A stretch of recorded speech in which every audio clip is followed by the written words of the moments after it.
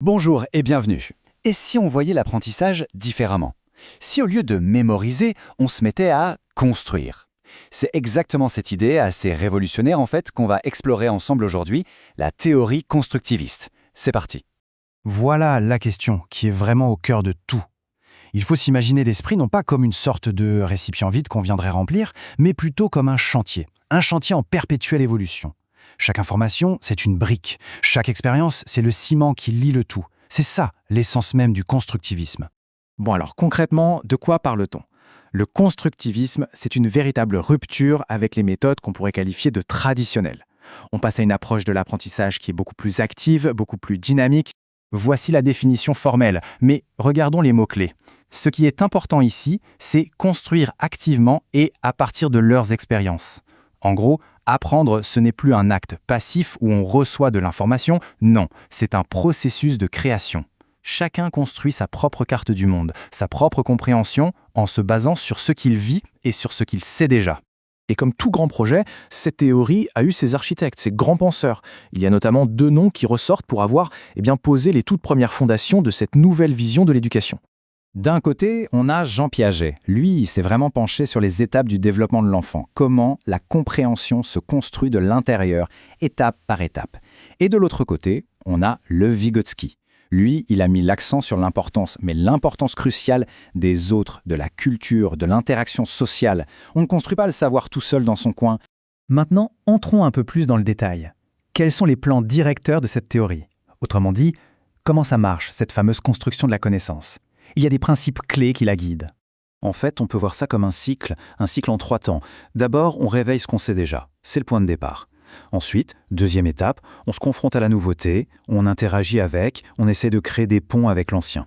Et enfin, phase essentielle, on réfléchit. On prend du recul pour bien intégrer cette nouvelle brique de savoir dans la structure qu'on avait déjà bâtie. Cette approche, forcément, elle change complètement le rôle de l'enseignant. On passe de l'image classique du sage sur l'estrade, celui qui sait tout et qui transmet, à celle du guide à nos côtés. L'enseignant devient un facilitateur. Son but n'est plus de donner des réponses, mais d'aider l'apprenant à se poser les bonnes questions pour qu'il trouve et construise lui-même.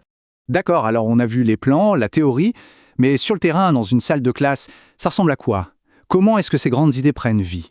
Ce tableau résume bien la nouvelle dynamique. D'un côté, l'enseignant facilite, il questionne, il met des ressources à disposition.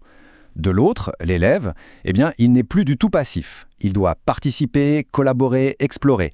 Il devient l'acteur principal de son propre apprentissage. Et voilà des exemples très concrets de ce que ça donne. L'apprentissage par projet, les enquêtes, le travail de groupe, toutes ces activités ont un point commun. Elles placent l'apprenant au centre.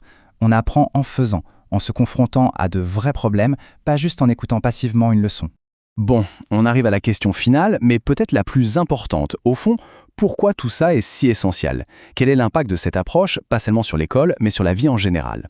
Le point absolument crucial, c'est que ça va bien au-delà des notes ou des examens. L'objectif, c'est de développer une mentalité. Le constructivisme ne forme pas juste des élèves pour l'école, il forme des citoyens capables de réfléchir par eux-mêmes, de résoudre des problèmes et surtout d'apprendre tout au long de leur vie. Cette citation de Piaget, elle résume tout.